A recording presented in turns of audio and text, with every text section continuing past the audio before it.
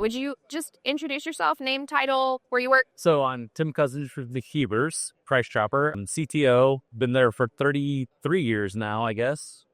So, long time. What was your first hourly job?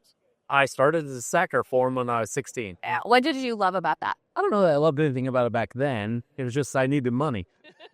Fair enough. Yeah. What do you love about your job now? I think part of it's that we all work together, and most people have been there for a long time, at least in the higher up positions, and even some of our store directors, our grocery managers, front-end managers, all the people with, let's say, not checker sacker level have been there a long time, so you get to know them. It's a family business, and it feels kind of like big. I felt that just walking in. I mean, I spent, a total of 6 hours tops, right, at the offices, and yeah, it felt like a community.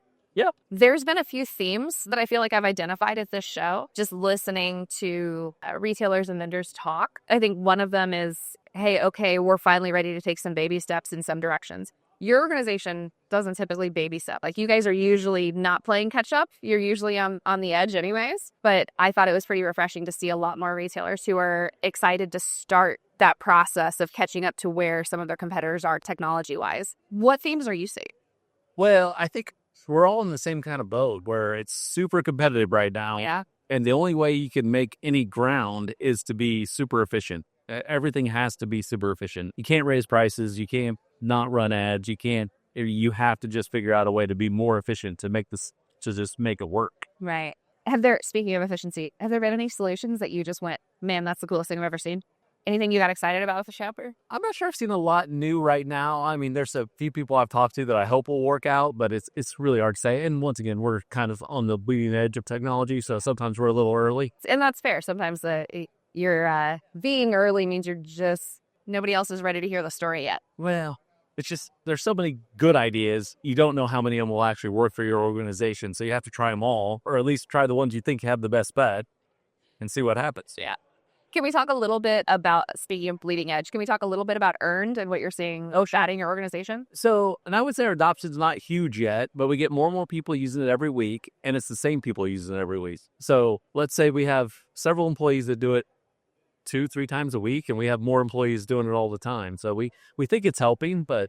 So earned, for folks who don't know, earned is the TimeForge's earned wage access solution. And the main thing that I think is important about it is that we didn't want any fees to employees. That was the main deal. We wanted employees to be able to access their earned wage, not early wages, right? They have to have actually earned the dollar amount, and we want them to be able to access that earned wage without having to pay to access it. That was really core when we were building this solution. They have premium cash out options, but they don't have to use those.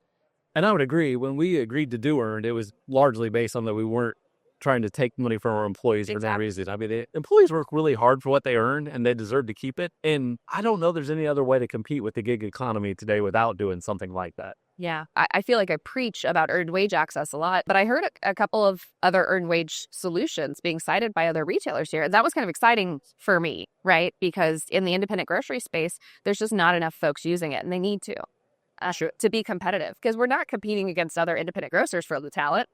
We're competing against the Walmart and DoorDash, Uber, and the convenience store across the street. They're all providing that instant access. So I'm glad that you guys have rolled it out, and I'm glad that people are liking it. They're taking advantage of it. What do you think is next for grocers?